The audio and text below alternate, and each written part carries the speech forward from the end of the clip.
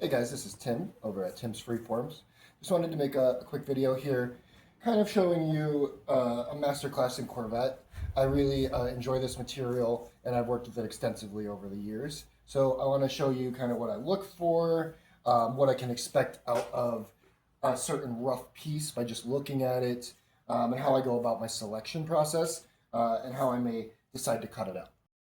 So here is kind of the group of Corvette I'm going to discuss. I'm going to pull some pieces and show you why I picked those pieces, what maybe finished piece I can expect out of it. And that way you guys have a better idea of kind of what you're looking for when it comes to this material specifically.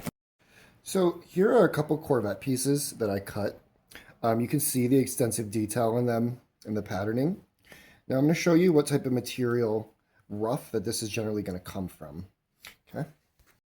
Okay, so these pieces here, you can see all the detail on them. There is a ton of patterning, and this comes from a certain top coat texture. When it comes to Fordite, it's all about texture and cutting down through that. So I'm going to show you what piece is going to produce something very similar to this type of patterning. And so here is a very good example of it. This is like a dragon scale, but it's not an extremely loose dragon scale. So it's going to, once I cut past this, it will produce these tight kind of interwoven patterns, which is nice. So that's something you're going to want to look for if you're going to want this type of style. And C8, the new Corvette C8, is very, very common to have micro patterning like this. You can see just all this texture throughout. And C8's a little bit different in that regard than old Corvettes. It tends to have more of this patterning. So what this produces is something like this. You can just see the intricacy of the patterning. And so that's the difference on kind of that type of top coat selection. I'm going to transition to showing you guys some other variations. So this type of piece is a lot smoother of a top coat. You certainly can still get good patterning from it, but an area like this, I kind of want to show you a couple pieces that I've cut from it and give you a better concept. So this is the first piece down from the top coat. So I polished away this silver top coat on this piece, and you can see there is patterning there. Once you start to get below that though, you will turn into something more like this, that traditional look. And so that's kind of the difference between having a very bubbly top coat and having a more smooth top coat. You're going to have less texture, less patterning quicker. Of course, you can still blend it. You can still get some significant patterns, but I tend to find it's going to produce more of this patterning.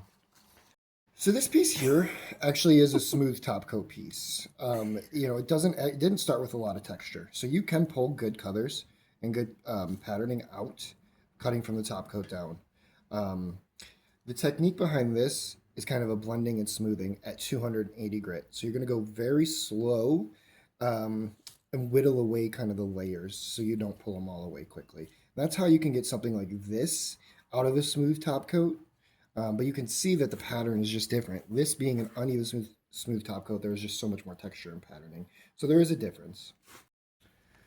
So this is an old Corvette piece, and you can see the type of patterning it has. So that is that drip pattern on top of the surface, kind of similar to something like the interior here. And so cutting past that will remove all these little patterns. You'll get more lines, but if you cut just a little bit into them, you can retain this pattern.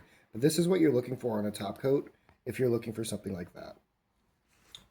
Now, here is another example of what I like to do. I like to have pieces that have depth of top coat and not cut too deep and leave that yellow top coat there. So this is a nice piece for that transition. You could certainly cut down past this and there would be none of this like grooves, none of this yellow top coat. But I love that contrast. And so if you're looking for stuff like this, you're going to need pieces that have different layers and levels to them. And you can see this one as well is a very dragon scale-y piece.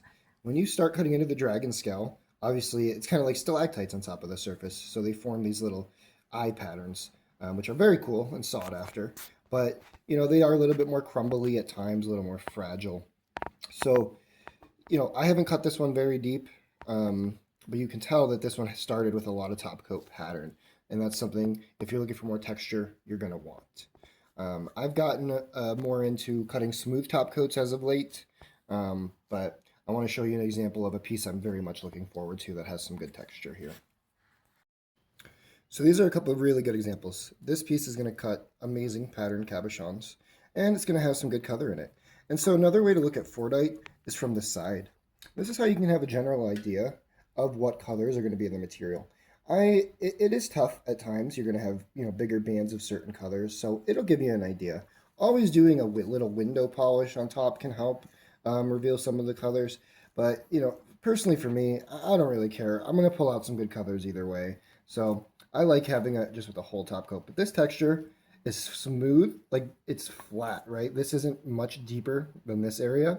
So this makes it a very sought after piece. Versus normally this area is going to be significantly deeper. It's going to be like a channel. And that makes it very difficult, again, to polish like I was talking about earlier.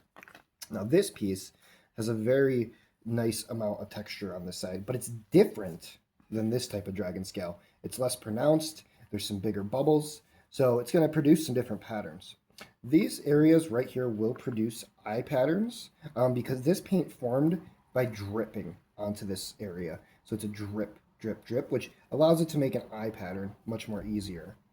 And this piece is very nice because it transitions to a smooth piece. We can see how thick it is as well. So you can see a lot of the colors here.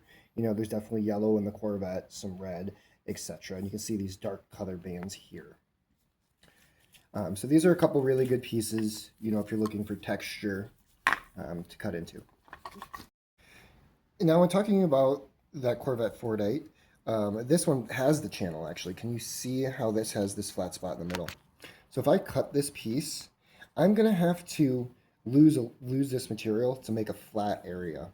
Otherwise, it's going to be very difficult to get a good polish on.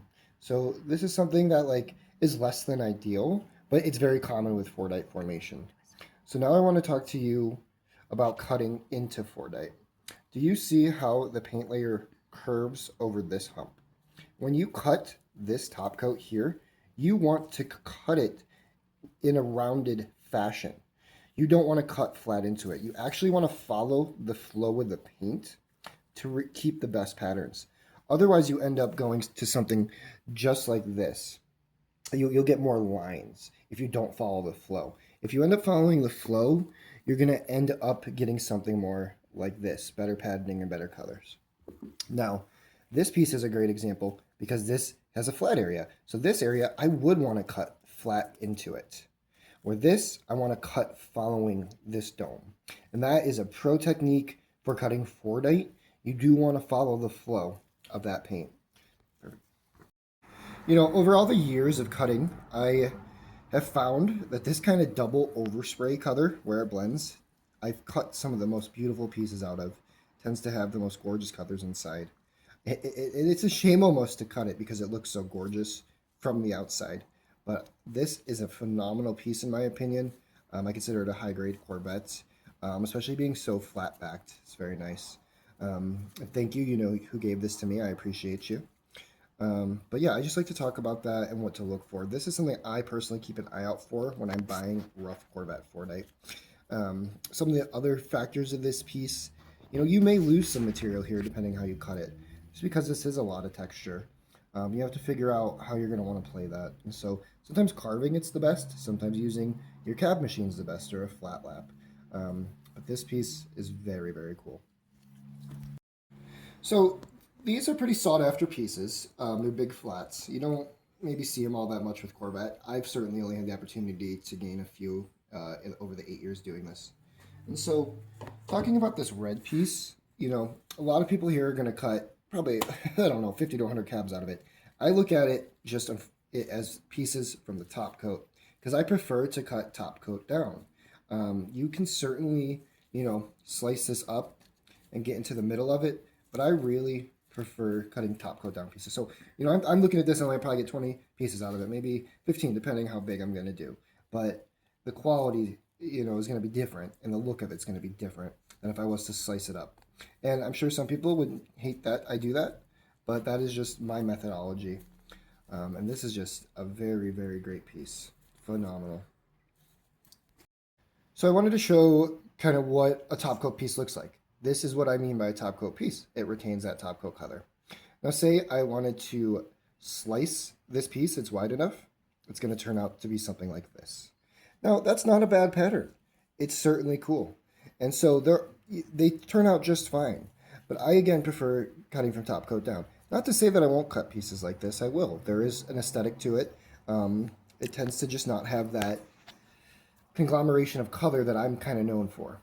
But this is kind of what a top coat, and then slicing it in the middle would look like, just so you have a better idea.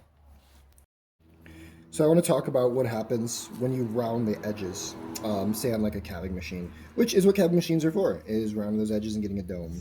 So with Fordite, you are going to get these lines like a border on the outside when you round those edges.